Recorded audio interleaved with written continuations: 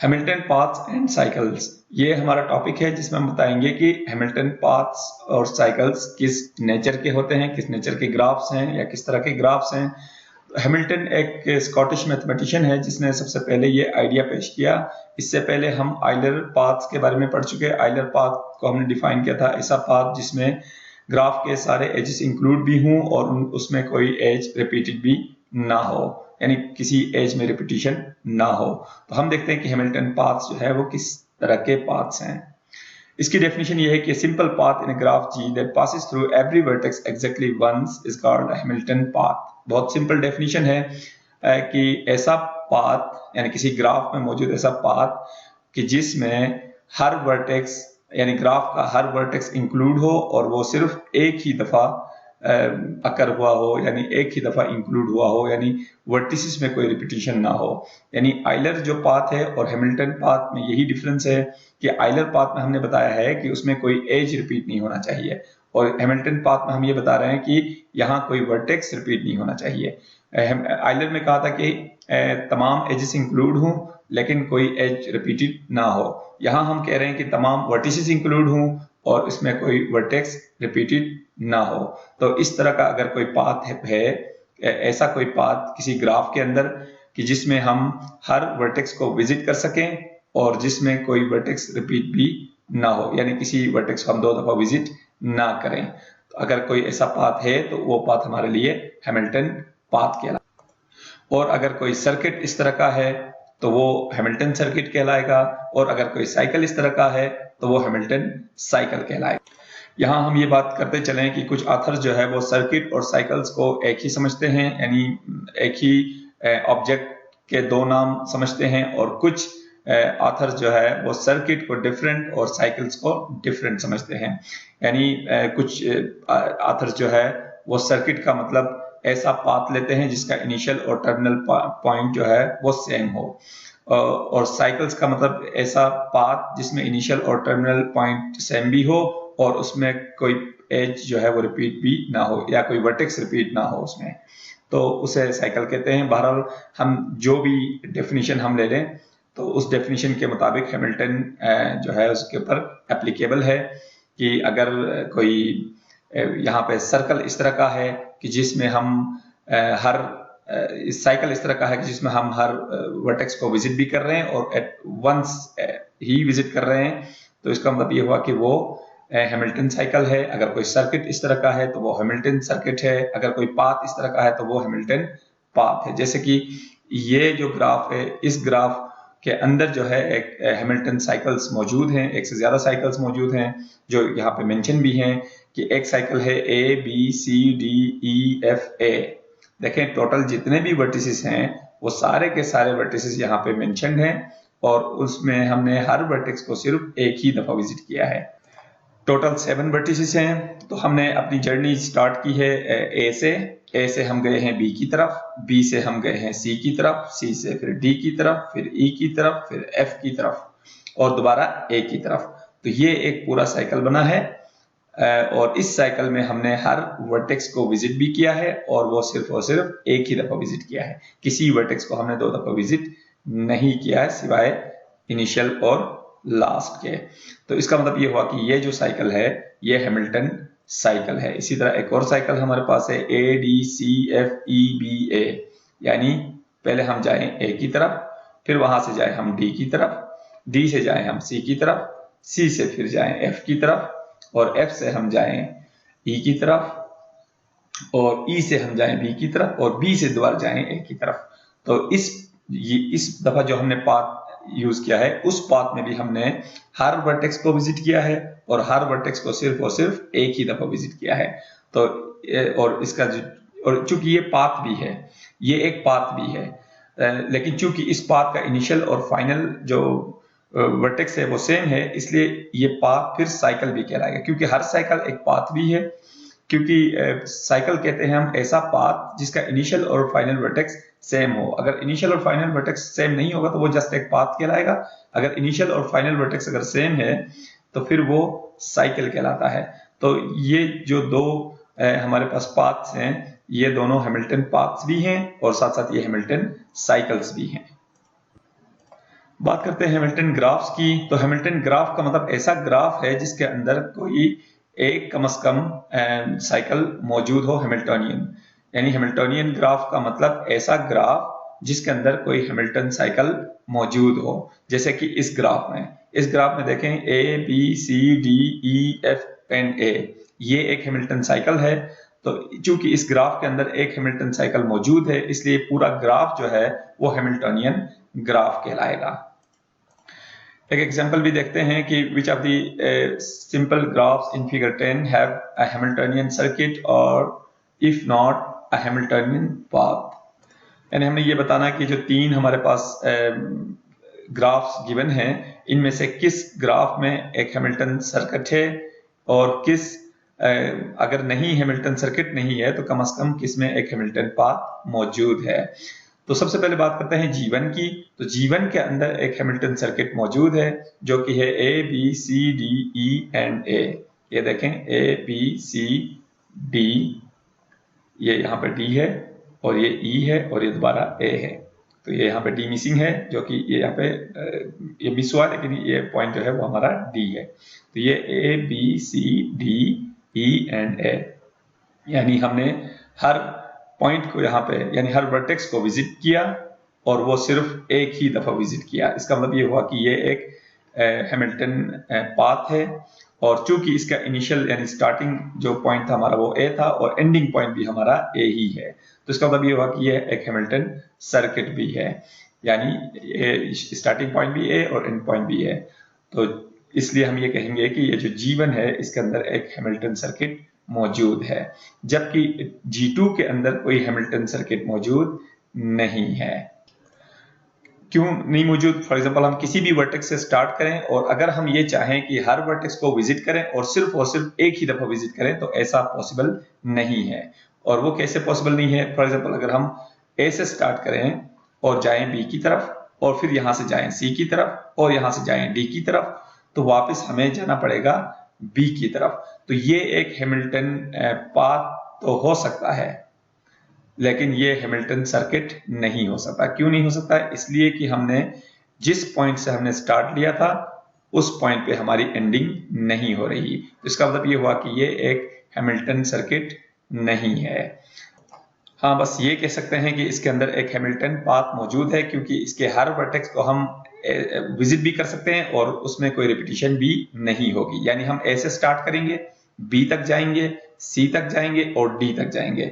इसके total 4 vertices हैं। हमने चारों वर्टिसेस को विजिट किया है और तमाम वर्टिसेस को सिर्फ और सिर्फ एक ही दफा हमने विजिट किया है, किसी वर्टेक्स को हमने 2 दफा विजिट नहीं किया है। यानी ए बी सी डी ये हमारा हैमिल्टन पाथ है, लेकिन चूंकि यहाँ पे एंडिंग जो हो रही है वो ए से स्टार्ट और डी पे एंडिंग हो रही है, तो ये हैमिल्टन सर्किट या साइकिल नहीं हो सकता। और बात करते हैं G3 की। तो G3 के अंदर यानी तीसरा जो ग्राफ है, इसके अंदर न तो हैमिल्टन पाथ है और न ही कोई हैमिल्टन सर्किट। जाहिर है जब हैमिल्टन पाथ ही नहीं है तो हैमिल्टन सर्किट हो ही नहीं सकता। सबसे पहले देखते हैं कि किसी भी एक वर्टेक्स अगर हम चाहें कि इसके तमाम वर्टिसेस को विजिट करें और उसमें कोई वर्टेक्स जो है वो 2 दफा विजिट ना हो, तो ऐसा पॉसिबल नहीं है। फॉर एग्जांपल अगर हम ट्राई भी कर लें, ए से स्टार्ट करें अपनी जर्नी, ए से जाएं बी की तरफ, तो हमारे पास 2 ऑप्शन है, या तो हम जाएंगे सी की तरफ या हम जाएंगे जी की तरफ। अगर हम जाते हैं सी की तरफ तो फर्दर हमारे पास 2 ऑप्शन है, या तो हम जाए ई की तरफ या तो हम डी की तरफ। अगर हम जाते हैं डी की तरफ तो फिर हमने टोटल 4 वर्टिसेस विजिट किए, जबकि 3 वर्टिसेस अभी बाकी हैं। हम पहुंचे हैं डी तक, जबकि जी ई और एफ अभी बाकी हैं। अगर उन तक विजिट करना हो तो हमारे पास दोबारा पाथ यही एज है, इसी पाथ के ऊपर हमें चलना होगा। तो हमें दोबारा रिवर्स में जाना है, सी तक विजिट करना है।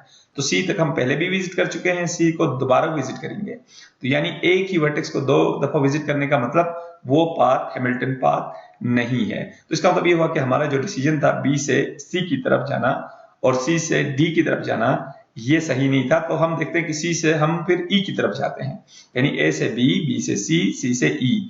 जब ई की तरफ जाएंगे तब भी हमारे पास 2 ऑप्शन है कि या तो हम एफ की तरफ जाएं या हम जी की तरफ जाएं। अगर एफ की तरफ जाते हैं तो ये यहाँ पे एंड है और G और D दो वर्टिसेस हमारे बच जाते हैं। उनको विजिट करने के लिए हमें F से वापस E की तरफ आना होगा। तो पहले हम E से गुजर चुके हैं, वापस E पे आएंगे तो ये रिपीटिशन होगी, एक ही वर्टेक्स को हम दो दफा विजिट करेंगे। तो इसका मतलब ये हुआ कि ये फिर हैमिल्टन पाथ नहीं कहलाएगा। तो हम क्या करते हैं, E से यानी A से B, B से C, C से E से F की बजाय हम E से जाते हैं G की तरफ। तो अगर हम E से G की तरफ जाते हैं तो फिर हमारे दो वर्टिसेस बच जाते हैं F और D। इन दोनों को विजिट करने के लिए अब हमें या तो B की तरफ जाना है, फिर यहां से घूम के फिर D की तरफ जाना है। लेकिन जब यहां से हम B की तरफ जाएंगे तो फिर ये रिपीटिशन होगी। क्यों? पहले हम A से B की तरफ आ चुके थे, यहां से C की तरफ, फिर E की तरफ, फिर G की तरफ और दोबारा B की तरफ जा रहे हैं। तो यानी B के ऊपर जो है वो रिपीटिशन होगी। इसका मतलब ये हुआ कि फिर ये हैमिल्टन पाथ नहीं कहला सकता। तो इसका मतलब ये हुआ कि G3 में G3 जो ग्राफ है इसके अंदर न तो कोई हैमिल्टन पाथ है, न कोई हैमिल्टन सर्किट या सर्कल है। एक और एग्जांपल है जिसमें कि show that neither graph displayed in figure 11 has a Hamilton circuit, यानी इन दोनों में हमने ये दिखाना है कि कोई हैमिल्टन सर्किट नहीं है। तो ये बहुत ही सिंपल है। और जैसे कि हम जानते हैं कि अगर किसी ग्राफ के एक वर्टेक्स या एक एज की अगर डिग्री 1 हो तो उस ग्राफ को हम हैमिल्टन ग्राफ नहीं कह सकते, यानी उसके अंदर कोई हैमिल्टन साइकिल एग्जिस्ट नहीं कर सकता। इसका मतलब ये हुआ कि जो हमारा फर्स्ट ग्राफ है उसका जो वर्टेक्स E है उसकी डिग्री हमारे पास 1 है, यानी E की डिग्री 1 होने का मतलब ये है कि इस ग्राफ के अंदर कोई हैमिल्टन पाथ नहीं बन सकता, न ही कोई सर्किट बन सकता। सॉरी, हैमिल्टन पाथ तो बन सकता है लेकिन हैमिल्टन सर्किट या साइकिल नहीं बन सकता इसमें।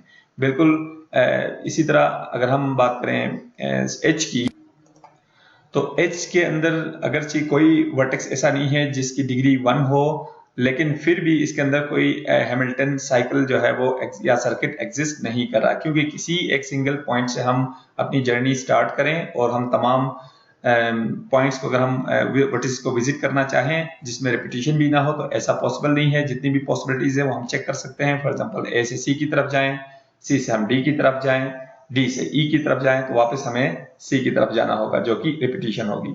अगर हम दूसरा पाथ यूज करें A से C की तरफ, C से हम B की तरफ जाएं तो B से फिर वही होगा कि या तो A की तरफ जाना होगा या तो हमें C की तरफ जाना होगा। तो ये ऑप्शन भी फेल है। इसी तरह अगर हम A से B वाला पाथ यूज करें, फिर यहाँ से C, फिर यहाँ से D, फिर यहाँ से E, तो फिर वापस हमें या तो C की तरफ जाना होगा या दोबारा वापस D की तरफ जाना होगा जो कि रिपीटिशन है। तो इसका मतलब ये हुआ कि H के अंदर भी कोई हैमिल्टन सर्किट नहीं है, ना ही कोई साइकिल है। एक फेमस थ्योरम है इसी हैमिल्टन सर्किट या साइकिल्स से रिलेटेड, और वो थ्योरम ये है, इसे हम कहते हैं डिरैक्स थ्योरम। डिरैक मैथमेटिशियन का नाम है जिसने ये थ्योरम पेश किया है। और ये थ्योरम कहती है कि if G is a simple graph with n vertices with n greater or equal to 3 such that the degree of every vertex in G is at least n by 2 then G has a Hamilton circuit। यानी कहता है कि अगर हमारे पास एक graph है जो कि सिंपल ग्राफ है, यानी उसके अंदर मल्टीपल एजेस नहीं है, उसके अंदर लूप्स नहीं है, और उसके vertices for example n vertices हैं, n वर्टिस का मतलब एनी नंबर ऑफ वर्टिसेस, लेकिन उसके अंदर रिस्ट्रिक्शन ये है कि वो ग्रेटर और इक्वल टू 3 होने चाहिए। यानी ये थ्योरम एप्लीकेबल है ऐसे सिंपल ग्राफ के लिए जिसके वर्टिसेस 3 या उससे ग्रेटर हों। और उसके साथ एक्स्ट्रा जो कंडीशन है, एडिशनल जो कंडीशन है वो ये है कि हर वर्टेक्स की डिग्री जो है वो कम से कम n/2 होनी चाहिए। यानी n/2 यानी नंबर ऑफ वर्टिसेस, जितने नंबर ऑफ वर्टिसेस हैं उसके हाफ डिग्री के बराबर हर वर्टेक्स की डिग्री होनी चाहिए एटलीस्ट। यानी अगर नंबर ऑफ वर्टिसेस हमारे पास 6 हैं तो कम से कम हर वर्टेक्स की डिग्री 3 होनी चाहिए, कम से कम 3 होनी चाहिए। 3 से ग्रेटर हो तो कोई इशू नहीं है, लेकिन कम से कम 3 डिग्री होनी चाहिए अगर 6 वर्टिसेस हैं। अगर 8 वर्टिसेस हैं तो कम से कम 4 डिग्री होनी चाहिए हर वर्टेक्स की डिग्री। तो फिर अगर ऐसा कोई ग्राफ है तो उस ग्राफ के अंदर लाजमी तौर पे एक हैमिल्टन सर्किट एग्जिस्ट करेगा। तो ये एक फेमस थ्योरम है इसी हैमिल्टन सर्किट से या हैमिल्टन पाथ से रिलेटेड। एक और थ्योरम है जिसे हम कहते हैं ऑरिस थ्योरम, और भी एक मैथमेटिशियन ही का नाम है जिसने ये थ्योरम पेश किया। और ये थ्योरम कहती है कि if G is a simple graph with n vertices with n greater or equal to 3, ये भी बिल्कुल वही कंडीशंस हैं कि ग्राफ को सिंपल होना चाहिए, उसके अंदर अगर n वर्टिसेस हैं तो n की वैल्यू जो है वो ग्रेटर आर इक्वल टू 3 होनी चाहिए, यानी उस ग्राफ में 3 या उससे ज्यादा वर्टिसेस होने चाहिए। 3 से लेस वर्टिसेस के लिए ये थ्योरम एप्लीकेबल नहीं है, न ही प्रीवियस थ्योरम एप्लीकेबल है, न डायरेक्ट थ्योरम न ओरेस थ्योरम। तो ये दोनों थ्योरम्स जो है वो ऐसे ग्राफ, ऐसे सिंपल ग्राफ्स के लिए एप्लीकेबल हैं जिसमें vertices greater or equal to 3 हो। और इसमें इन दो कंडीशन, सिंपल ग्राफ होना और 3 से ग्रेटर, 3 या इससे ग्रेटर वर्टिसेस होने के साथ साथ एक एडिशनल कंडीशन भी है, और वो ये है कि degree of u plus degree of v greater or equal to n for every pair of non adjacent vertices u and v in G। मतलब ये है कि अब उस ग्राफ के अंदर जो वर्टिसेस हैं वो डिफरेंट टाइप के होंगे, यानी दो तरह के होंगे, या तो वो वर्टिसेस आपस में एडजेसेंट हैं या एडजेसेंट नहीं है। तो जितने भी वर्टिसेस ग्राफ में ऐसे हैं जो एडजेसेंट नहीं है तो डेफिनेटली वो पेयर्स होंगे। फॉर एग्जांपल a और b अगर एडजेसेंट है और a और c एडजेसेंट नहीं है तो a और c एक पेयर है, यानी वो दोनों आपस में एडजेसेंट नहीं है। तो जितने भी पेयर ऑफ वर्टिसेस आपस में एडजेसेंट ना हो उनके डिग्रीज का जो सम हो वो नंबर ऑफ वर्टिसेस के इक्वल या उससे ग्रेटर होना चाहिए। यानी जितने भी नॉन एडजेसेंट वर्टिसेस हैं, पेयर ऑफ वर्टिसेस हैं, उनके डिग्रीज का जो सम है वो greater or equal to number of vertices होने चाहिए।